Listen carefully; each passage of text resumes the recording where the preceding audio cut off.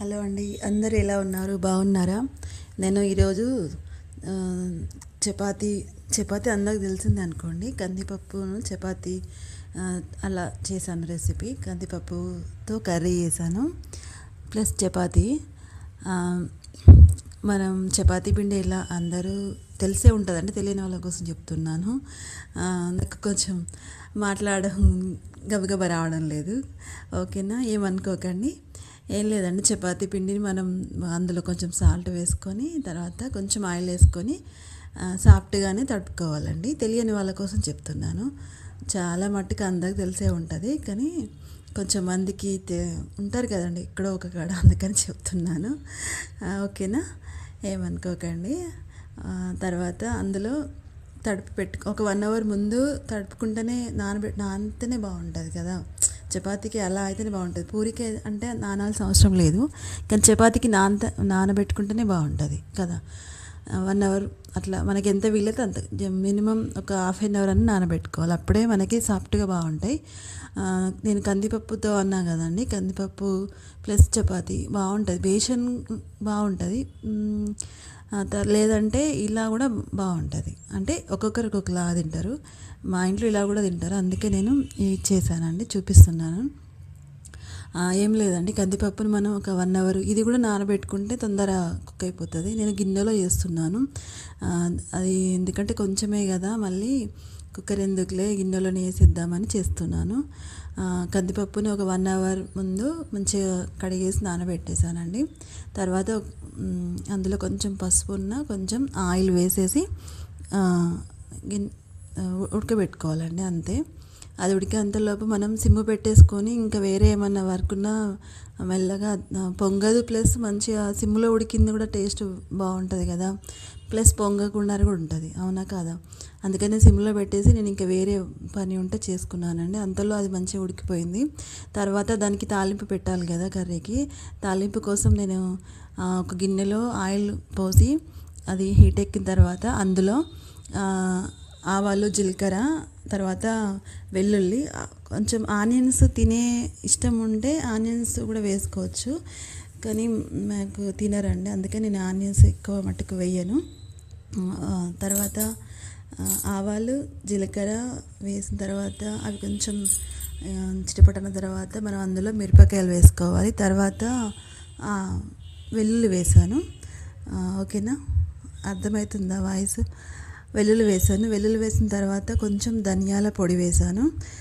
తర్వాత కొంచెం మాట్లాడడం ఇబ్బంది అనిపిస్తుంది, వాయిస్ ఎవరు ఇవ్వడం ఎక్కువ అలవాటు లేక, కొంచెం స్టార్టింగ్ కదా, అందుకని మాట్లాడేటప్పుడు కూడా ఏమన్నా చెప్పినా కూడా ఏమనుకోకండి. తర్వాత అందులో ఆవాలు, జీలకర్ర, 1-2 పచ్చిమిర్చి వేసానండి, ఎందుకంటే ఇందులో మనం ఎండుమిరపకాయ మిరం వేసుకుంటాం కాబట్టి, ఓకేనా? ఆవాలు, జీలకర్ర, పచ్చిమిర్చి ఒక 2 వేసుకొని తర్వాత కొంచెం వెల్లుల్లి పేస్ట్ వేసాను. అవి తర్వాత అందులో కొంచెం పసుపు వేసాను. అవి మంచిగా వేగిన తర్వాత మనం ఉడకబెట్టుకున్నాం కదా పప్పు, అది అందులో వేసుకోవాలి.